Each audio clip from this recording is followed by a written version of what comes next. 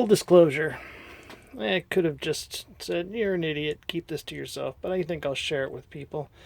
So, 1.6 B6 distributor here, which I had to tap into place because the key was such a tight fit in the slot of the cam. And this is the BP Kia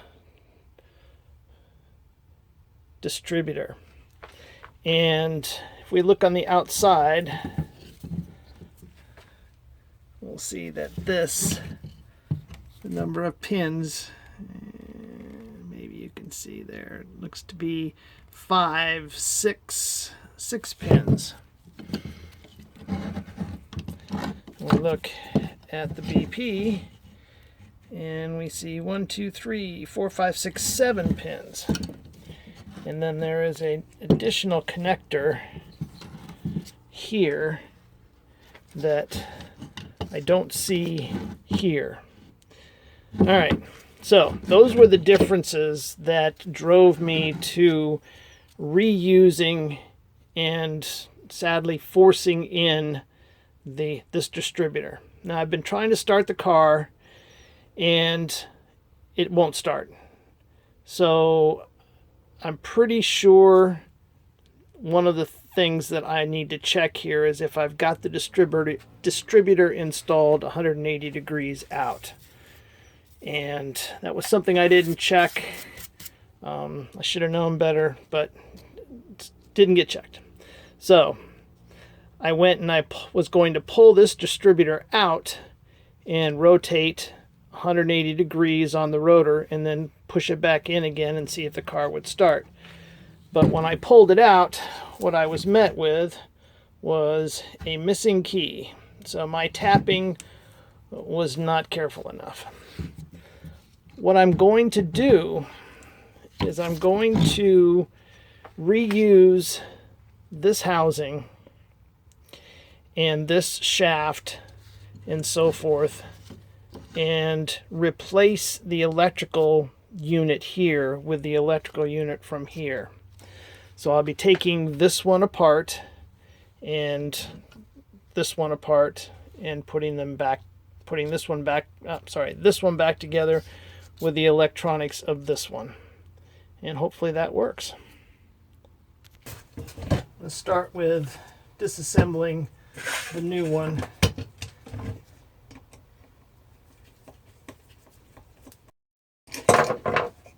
This has got a D shape that fits with that D shape, and this rotor piece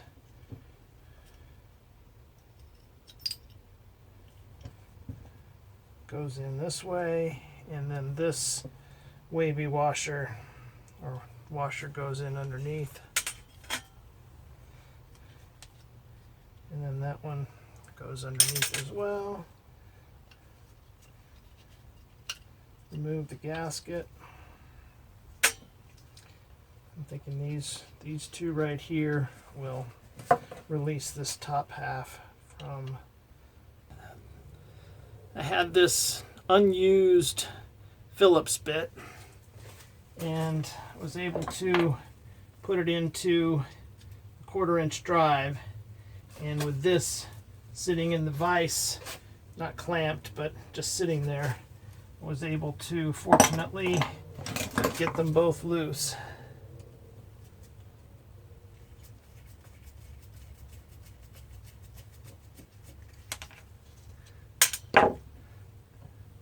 So yes, that now comes off.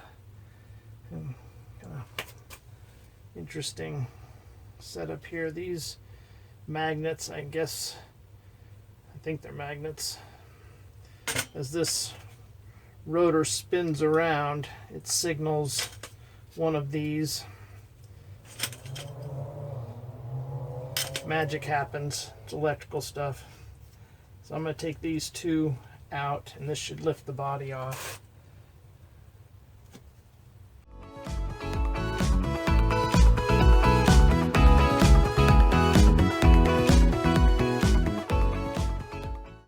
One of the guys who's done a swap mentioned that he reused the BP distributor, or the BP distributor contributed to the distributor he ended up using when he swapped. So hopefully that's the same deal here. So again, there's the housing. This can only go in one way. That pattern is not equal angles. So this is what we're hoping to be able to reuse, is this housing here. So now I'm going to get, this will do, something to gather the parts from this. So it's the same thing of removing the screw that holds the rotor on.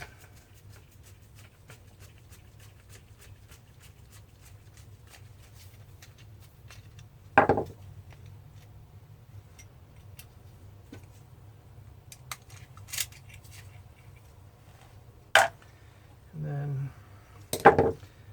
this part here comes off. And this also comes off, and we're on a D shape. This appears to be a very different kind of,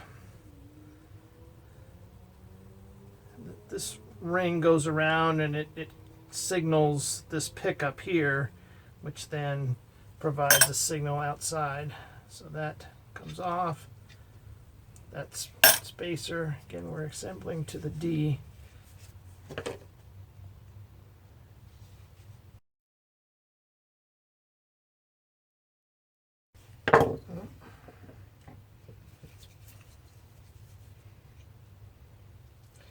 Guess we can always glue it back in. It seems to be loose now. Fingers crossed that it just pulls free like the other one did. Okay, so that sits there. So I think this is like a thermal grease, and I took these 3 screws out, had it up on the vise, and then this one I had to put some PB Blaster in order to get it loose, to remove this capacitor so it stays.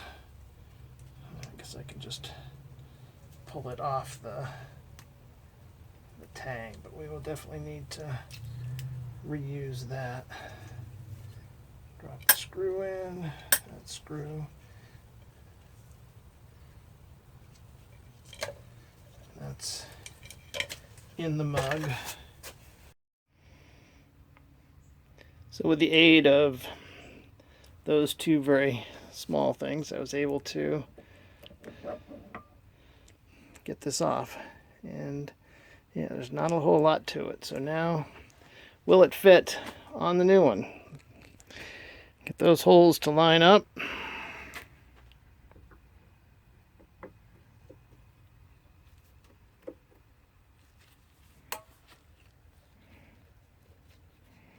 Looks like we're good. We'll put some screws in.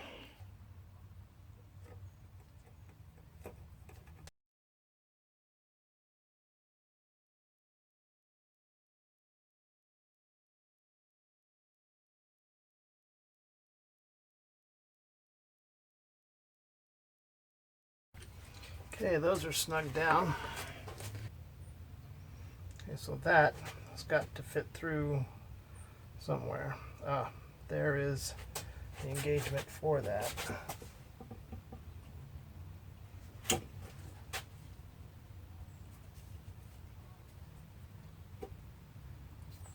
missed it. There. Engaged. So we need to make sure that this will indeed go on there and turn, and it does. So that's good. Although now I'm starting to think that those 2 are reserved for attaching the distributor cap. So nothing holds that until you attach the distributor cap. Interesting. And that would have been off. So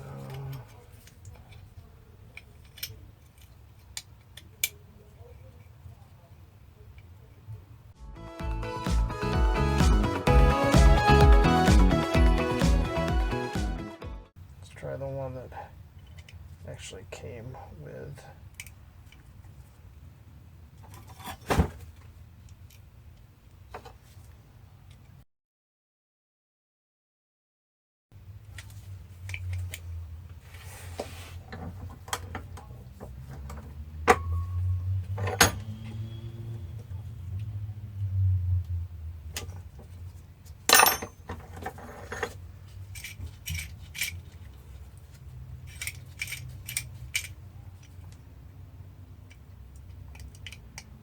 Slides up and down. Maybe it's supposed to. Maybe.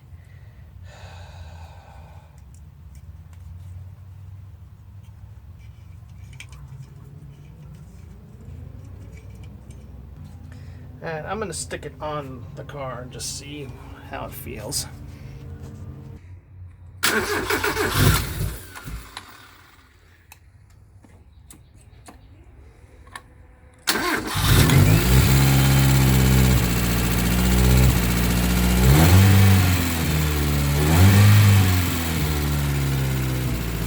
Still have to set the timing, and probably the idler, but we've got some smoke. I think we're burning off oil. Alright, it runs.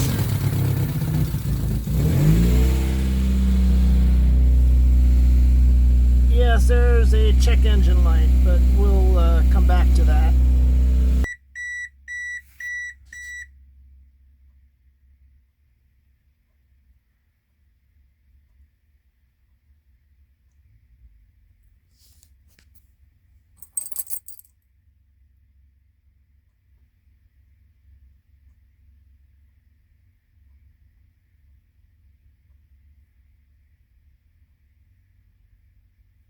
Check engine light, that is, and it was on. It was on because I'm missing solenoid, PCR solenoid valve number 2, which is here. On the fuel rail for the B6, there were 2 vacuum ports on the PRC. On a Kia, the end of the fuel rail, the PRC, which is right there, has a single vacuum port, and it's fed by only a single solenoid valve. So what I'm going to do is go ahead and, this is the solenoid valve, I am going to mount this in the car. That is, by the way, where that final white connector goes. And then I'll put a T in the line that is going to the PRC, so that either valve will apply vacuum to the PRC. Hopefully that will get rid of the code 35. The manual vacuum schematic. Here is the PRC solenoid valve, of which the Kia has one, and what they're saying is the output of that valve goes to a T to provide input to the valve number 2, which I've just installed. So what I've done is, instead of utilizing 2 ports here, I've also teed beyond and combined the output vacuums from both valves into a single line into the PRC, and I'll show you that here. So there was a tab just sitting there. I went ahead and mounted, this is the PRC solenoid valve number 2. It is now plugged in with that white. The output from PRC number 2 comes into this T, and this line here connects the output from PRC number 1 coming in this side, so that from there we then go to the PRC valve here. And then, like I said, I've teed off of the output of the number 1 to go down and provide vacuum at the bottom here for the input of solenoid valve number 2. So that should be all of the codes dealt with. Next thing I'm going to do is reinstall the power steering pump. So power steering pump is on, and the belt that goes on struggled, but on. There's always a little pushback. As I was pouring in the coolant, I was checking underneath, and all of a sudden started to see drops. So they were coming from around there and around there. So I removed this piece. That tube fits inside a hole with an O-ring, which was just toast. And then I noticed that the gasket on the back side of that had actually left some of the previous gasket in place. I don't know what I was thinking. Anyway, I scraped off the excess gasket, used a little RTV on both sides of the paper gasket, found a new O-ring for that tube fitting in the box of rebuild engine gasketing seal parts. So it's back in now. Everything's bolted up. Hopefully it will hold water or coolant. With coolant back in the system, went ahead and started up the engine and tried to get it to idle well enough that I could set the timing. But the idle just kept going up and down, and I did some checking for vacuum leaks, and the following clip explains what I found.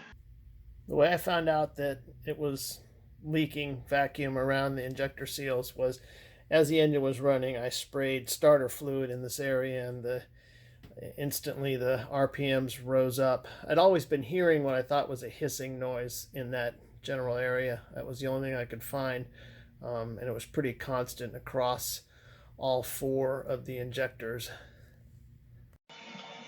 So with the seals replaced, I was able to restart the engine, and it still didn't want to idle smoothly, and then it just stopped running. So I took off the distributor cap and discovered that one of those blocker discs inside had spun relative to the other. And I remembered that there was a washer that should have gone in there. And once I realigned the blocker discs to each other and to the D and installed the washer and then the clip for the rotor and then following with the screw, everything was snug and nothing could move relative to each other. So that's why I put that little note back when I was building the distributor and earlier in this video to say something was missing. I thought I had video of replacing the seals, but I can't find it anyway. I did, in fact, order a set of seal replacements for fuel injectors for the Kia Sephia BP engine and installed them, and then reinstalled the fuel rail with the injectors and pressurized the system. But as I was pressurizing the system by jumping across a couple of contacts in the OBD1 diagnostic port, all of a sudden I lost fuel pressure and the fuel pump was not running. Right there is a 30 amp fuse for the fuel injection system, which is the fuse for the fuel pump. And right here, I don't know if you're going to be able to see it, is the fuse that was in there before, and it burnt. And I think what happened is the instructions are when you want to pressurize your fuel system, you touch the ground to the FP terminals, which are the 3rd and the 5th over on this line. And I must have shorted something, and that fuse did its job and protected the fuel pump.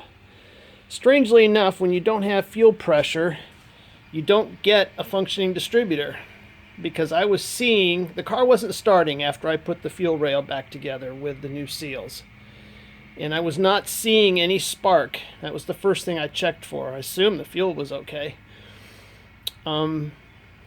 So once I determined I didn't have fuel pressure in the line, and I didn't get a fuel pump that was running.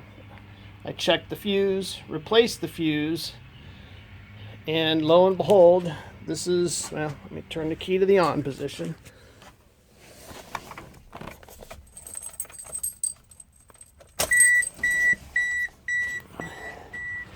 And I've got a remote starter set up here.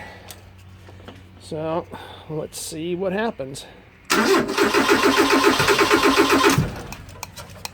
it a little throttle.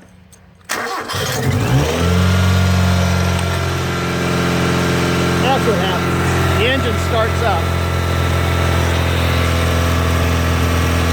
And now I need to adjust the timing.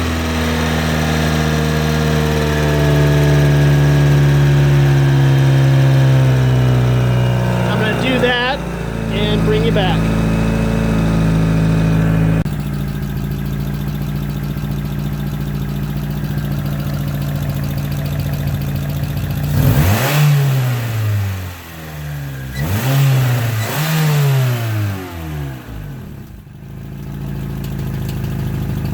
Been idling for a while, so it's not like I'm revving a cold engine.